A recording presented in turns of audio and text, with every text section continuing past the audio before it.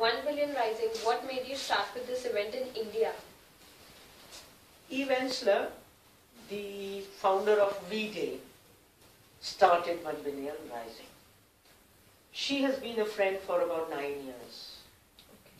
So she called me and said, we are starting this 1 Billion Rising. Would you like to coordinate it in South Asia? So I said, give me a day and send me something written about it. So she sent me everything and she gave me a day. And I looked at why 1 Billion Rising. And I felt कि ये काम तो हम कर रहे हैं पिछले 40 साल से. वायलेंस के खिलाफ काम कर रहे हैं, पेट्रियार्की को चैलेंज कर रहे हैं.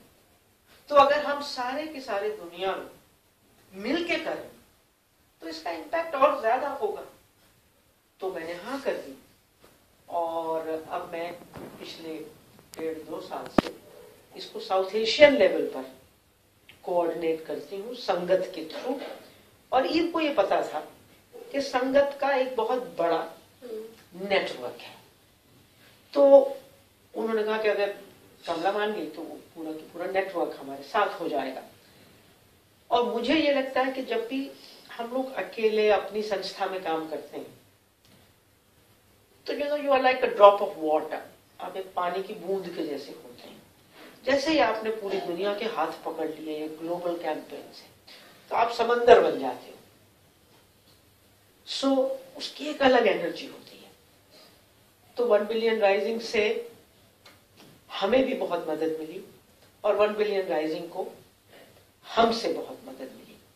तो पिछले साल 14 फरवरी को साउथ एशिया में हर देश में लाखों लोगों ने उठ के कहा कि बस औरतों और लड़कियों पर हिंसा अब और नहीं.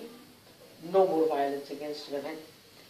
एंड आई वाज अमेज्ड कि 207 देशों में, these 207 countries are more than the number of countries who are members of United Nations.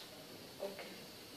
2007 मुल्कों में मेरे ख्याल से 800-900 मिलियन लोग तो खड़े हुए. और मेरा ये मानना है कि शायद इससे पहले ह्यूमन हिस्ट्री में किसी भी इश्यू पर 100 करोड़ लोग उठ के खड़े नहीं हुए. और ये सिर्फ इसलिए क्योंकि ये जो बीमारी है महिलाओं पर हिंसा, ये हर देश में है.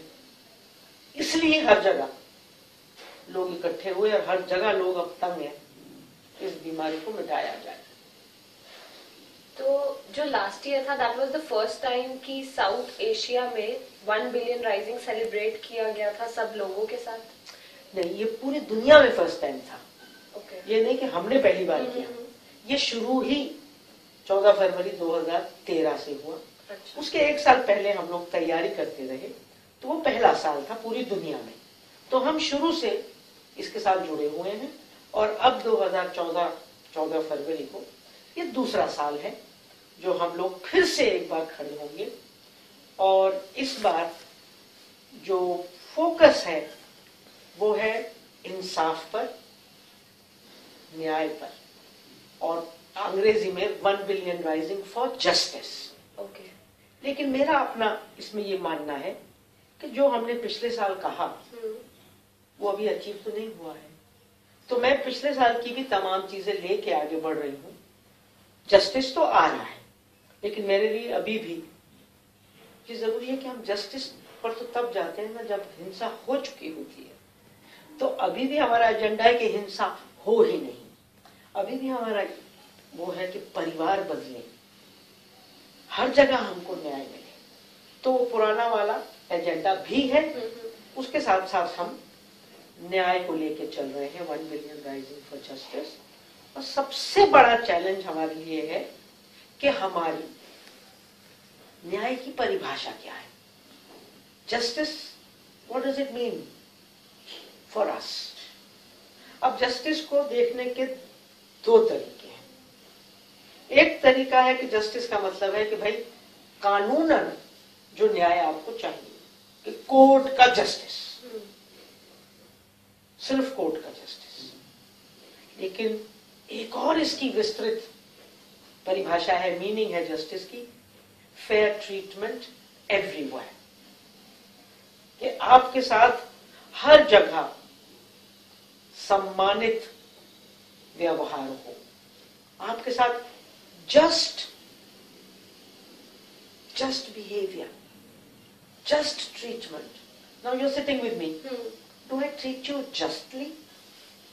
Do I respect you? That is the root of the word. और हम वो रूट लेकर चल रहे हैं. तो मैं जस्टिस केवल हिंसा होने के बाद कोर्ट में नहीं ढूंढ रही. मैं जस्टिस अपने परिवार में ढूंढ रही हूं कि मुझ पर हिंसा हो ही नहीं. मैं जस्टिस सड़कों पर ढूंढ रही हूं कि मुझे, जो मेरे हिंदुस्तान के दूसरे लोग हैं, इज्जत से सड़क पर चलने दें और मैं उनको इज्जत से चलने दूंगी. मैं बस में भी न्याय ढूंढ रही हूं, मैं मेट्रो में भी न्याय ढूंढ रही हूं. तो मेरे लिए न्याय की ये वाली परिभाषा है, ताकि फिर कोर्ट जाना ही ना पड़े ना. बिल्कुल. Okay, how did you spread information about this event and how did people come up for your support? अब वही बात, एक बहुत नेटवर्क बड़ा है. उन सबको लिखना शुरू किया, उन्होंने आगे लिखा. तो रियली हजारों एनजीओज के साथ, विमेन्स ग्रुप के साथ, पीपल्स ऑर्गेनाइजेशंस के साथ संगत काम करती है. 35 साल से मेरा यही काम है. इसमें क्या हुआ कि 1 बिलियन राइजिंग में था स्ट्राइक, डांस, राइज. ये जो बीच का डांस है ना, इसने मजा कर दिया. अब तुम्हारे जैसे यूनिवर्सिटी के लोग, अगर हम कहते हैं कि चलो वायलेंस के खिलाफ रोकेंगे, ये तो वही बुढ़िया है, वही पुरानी वाली बात करेंगे. बिल्कुल. जब जब हमने डांस कहा, एक सेलिब्रेशन आ गया. तो इतने सारे जवान लोग इसमें जुड़े, पूरी दुनिया में, सिर्फ हिंदुस्तान में नहीं, पूरी दुनिया में डांस, सिंग. हालांकि मेरा काम तो गाने ही रहा है पूरी उम्र, गाने लिखना. पहला गाना मैंने 79 में लिखा था, फेमिनिस्ट गाना. मगर बहुत ज्यादा लोग गानों का, डांस का इस्तेमाल नहीं करते. तो कोई भी मुश्किल नहीं हुई, क्योंकि मैं कॉलेजेस में भी, जैसे दिल्ली में अगर मैं देखूं तो कॉलेजेस में भी मैं जाके बहुत सालों से बोलती हूँ. तो उन सब लोगों को इकट्ठा ले आए और एक से एक वो कड़ी बनती गई. लोग मिलते गए, कारवां बनता गया. But don't you think dance की वजह से the event loses its importance and लोग सोचते हैं कि एक तमाशा है? मुझे नहीं लगता, क्योंकि हम सिर्फ डांस करके तो नहीं हट जाते ना. डांस भी होता है, गाना भी होता है, नारे भी होते हैं, भाषण भी होते हैं, सब कुछ होते हैं. तो कोई लोग अगर सुनने आए हैं तो वो सब कुछ सुन के जाएंगे. दूसरी चीज है कि डांस में, गाने में और नारों में एक कॉमन चीज है, ये हम मिलकर कर सकते हैं. अगर मैं भाषण दे रही हूं तो मैं भाषण दे रही हूं, 500 लोग सुन रहे हैं, तो वो एक जो साझेदारी बनती है, एक पार्टिसिपेशन बनता है. और एक जिस्म जब इसमें जुड़ता है, और खासतौर से महिलाओं के लिए, जिनको कहा जाता है कि ऐसे खड़े रहो, डांस मत करो, तो वो बहुत अच्छा था. मैं औरत हूं, मैं भी सड़कों पर नाच सकती हूँ. ये सड़कें मेरी हैं, मेरे देश की सड़कें हैं, मैं क्यों नहीं नाच सकती, मैं क्यों नहीं गा सकती. और इसमें ये डांस और गाना, शरीर, दिमाग और भावनाएं, पैशन, ये सब इसमें जुड़ जाता है और एक एनर्जी फ्लो करती है. तो मुझे लगता है कि ये बहुत ही जरूरी है. और इस एनर्जी को रोकने के लिए ही हम देखते हैं कुछ कम्युनिटीज में कहते हैं औरतें नाच नहीं सकती, डांस औरतों के लिए हराम है. अब अफगानिस्तान में जहां 50 साल पहले औरतें हर जगह नाचती थी, ये फंडामेंटलिस्ट एलिमेंट्स ने उसको खत्म कर दिया. पाकिस्तान में भी खत्म करने की कोशिश कर रहे हैं, लेकिन जो दूसरे प्रोग्रेसिव फोर्सेस हैं वो लड़ रहे हैं और कह रहे हैं कि नहीं, कहीं पर नहीं लिखा कि डांस हराम है, गाना हराम है. तो इंसान के साथ जुड़ा हुआ है। तो मेरे ख्याल से इसके पीछे बहुत से हमारे मकसद थे और वो कामयाब हुए।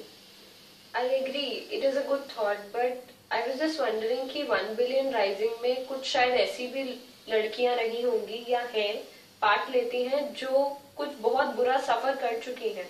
सपोज एक रेप विक्टिम है, वो 1 बिलियन राइजिंग का पार्ट है, वो इस इवेंट में पार्ट लेने आई है, तो वो डांस कैसे करेगी? She is being raped, how will she dance?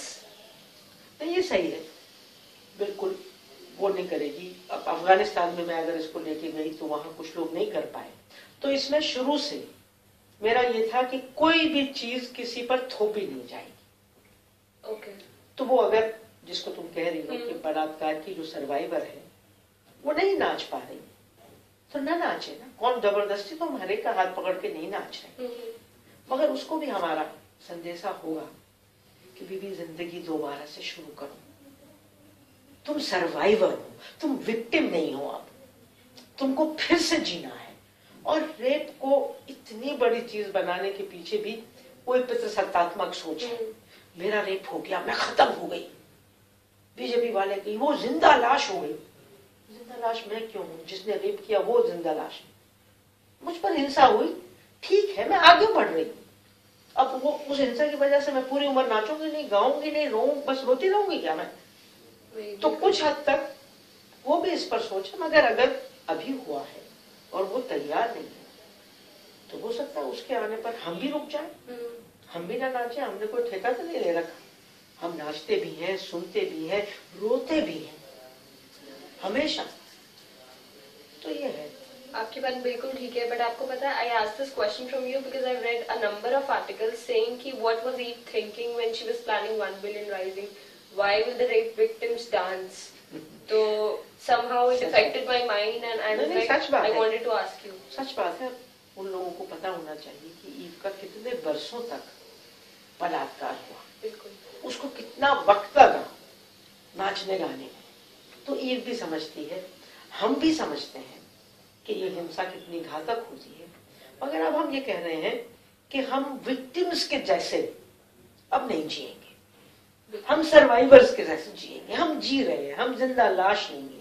हम नाचेंगे, गाएंगे, अपने हक मांगेंगे, जब जरूरी होगा तो एक दूसरे को बाहों में लेके रोएंगे, मगर अब सिर्फ रोएंगे नहीं।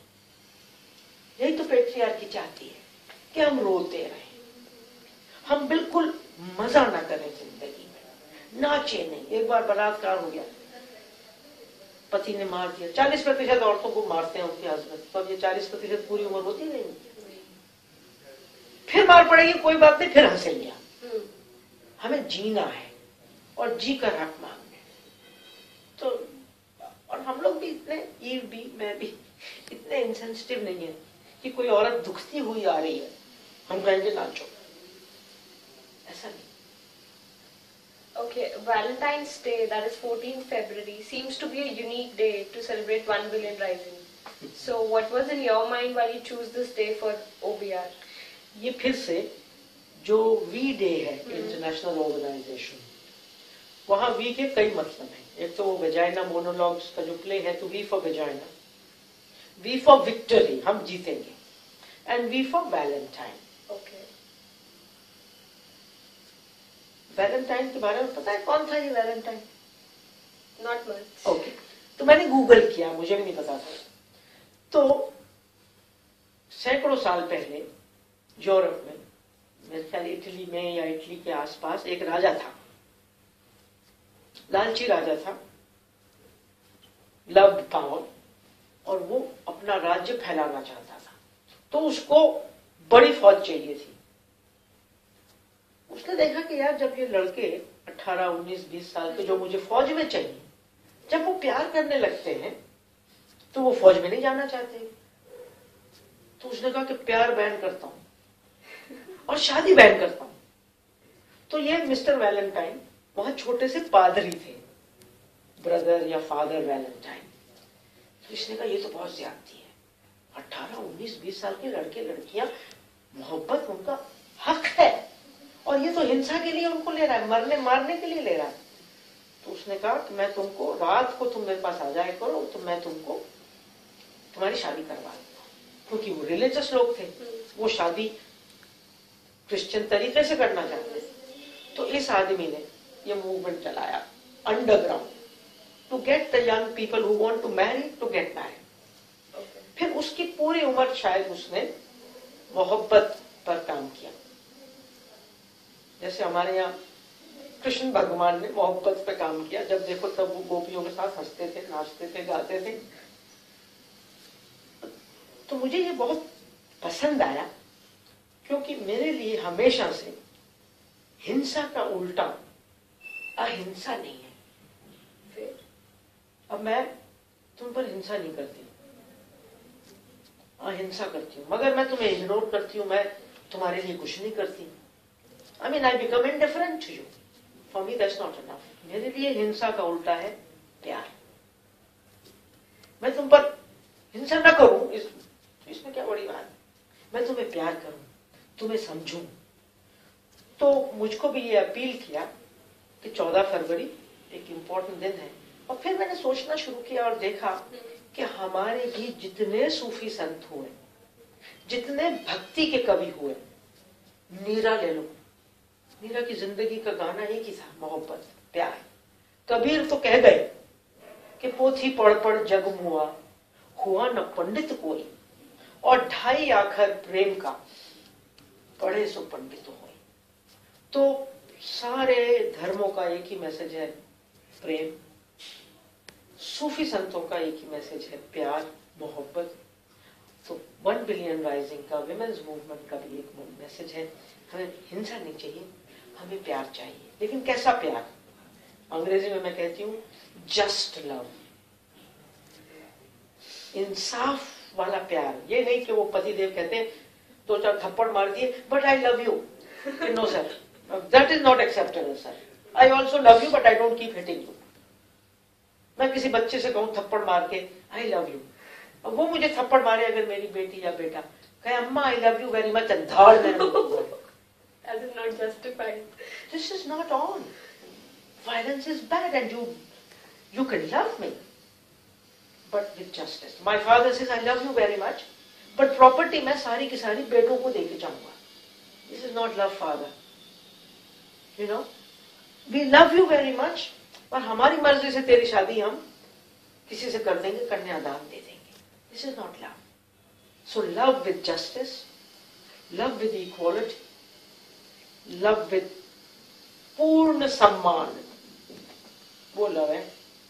ये आर्ची कार्ड वाला लव नहीं है। ये एक 5 रुपए का गुलाब का फूल दे दिया और गर्लफ्रेंड को ही कंट्रोल करना शुरू कर दिया। Why were you smiling with that boy? और यार तो मेरा नया फादर तो नहीं बन गया, फिर वो प्रॉब्लम क्या है? So love with full mutual respect. तो उसके लिए ये वैलेंटाइंस डे चुना, बिकॉज ये अमेरिका में शुरू हुआ था। अगर मैं यहाँ शुरू करती तो हो सकता है मैं कबीर जी के बर्थडे पे इसको कर देती, या गुरु नानक जी पे कर देती, या निजामुद्दीन औलिया पे कर देती, या महादेवी अक्का पे कर देती साउथ की। पर हमने कहा कि भाई हम तो ग्लोबल कैंपेन में शामिल हो रहे हैं और हमें मिस्टर वैलेंटाइन से कोई प्रॉब्लम नहीं है। तो हमने मान लिया। Okay. What's the theme for this time 2014 and why did you choose this one? आप इसके बारे में थोड़ा सा बता चुके हैं, लेकिन थोड़ा सा और। तो इस बार यही सोचा, और मेरे ख्याल से जो पिछले साल हिंदुस्तान में हुआ उसने ईव एल्सनर को और इस पूरे मूवमेंट को भी बहुत प्रभावित किया। ईव हमेशा कहती है, मैं भी कहती हूँ कि लोगों ने ये कहना शुरू कर दिया वेस्ट में, Delhi has become the rape capital of the world. हमने कहा पागल हो गए। Delhi has become the global capital of protest against rape, not the rape capital of the world. And I think Delhi में जो 16 दिसंबर के बाद हुआ, इसने पूरी दुनिया को हिला दिया। पूरी दुनिया में कोई ऐसा शहर नहीं है, कोई ऐसा देश नहीं है जिसने एक रेप पर इतना आंदोलन किया हो। तो फिर ये लगा कि हिंसा तो बंद करनी ही है, लेकिन जब तक वो बंद नहीं होती हम पूरी दुनिया में कहेंगे कि हमें जल्दी और अच्छा अच्छा न्याय चाहिए। तो 1 बिलियन राइजिंग फॉर जस्टिस इसका मेन फोकस है इस बार। और कुछ देशों में वो लोग 14 फरवरी को कोर्ट कचहरियों के बाहर, पंचायतों के बाहर, पुलिस थानों के बाहर जाके कहेंगे हमें अच्छा और जल्दी न्याय चाहिए। और तो वो भी हम लेके चल रहे हैं, मगर जो भी हमने पिछले साल कहा था वो भी लेकर चल रहे हैं। और मेरा जो एक पूरा जोर रहा है कि हमें परिवारों से ये चीज शुरू करनी है, हमें अपने से ये चीज शुरू करनी है। क्योंकि मेरा रियली मानना है कि वो जो 6 लड़कों ने उस लड़की का रेप किया, उस औरत का रेप किया, वो उनमें से कोई मेरा बेटा भी हो सकता था, मेरा भाई भी हो सकता था। क्योंकि ये लड़के ऐसे पैदा नहीं होते। इनको पितृसत्ता इनको ऐसा बनाती है, सिखा सिखा के, तू तो लड़का है, तू भी कुछ कर भी सकता है। You don't have to control your sexuality, you don't have to control your जबान, you don't have to control your urine, जहां मर्जी आए तू खड़ा हो जा। इनको हम हिंसात्मक, बदतमीज, डोमिनेटिंग बनाते हैं। They are not born like this, it's not biological. So we need to start fighting patriarchy. And I think, like I said last time, we have to change our language. पति, स्वामी, ये गलत शब्द हैं। इनका मतलब है मालिक। शादी करके किसी औरत को मालिक नहीं चाहिए। और ये मेरे हिंदुस्तान के कॉन्स्टिट्यूशन के खिलाफ है। हिंदुस्तान के कॉन्स्टिट्यूशन में लिखा है कि मेरा कोई मालिक नहीं हो सकता। अंग्रेज थे, वो चले गए। अब मुझे ये नए अंग्रेज और नए मालिक और पति और खामेद नहीं चाहिए, मुझे साथी चाहिए। कन्यादान क्या कोई चीज है? वो कन्या जिसके साथ मर्जी उसको बांध के भेज दो, that's against the Indian constitution. और फिर मैं ये भी कह रही हूं कि अगर नेताओं इंडियन कॉन्स्टिट्यूशन लागू करने की हिम्मत नहीं है या दिल नहीं है, तो बदल दो ना इंडियन कॉन्स्टिट्यूशन को। कह दो दुनिया के सामने कि भारतवर्ष स्त्री पुरुष समानता में विश्वास नहीं करता।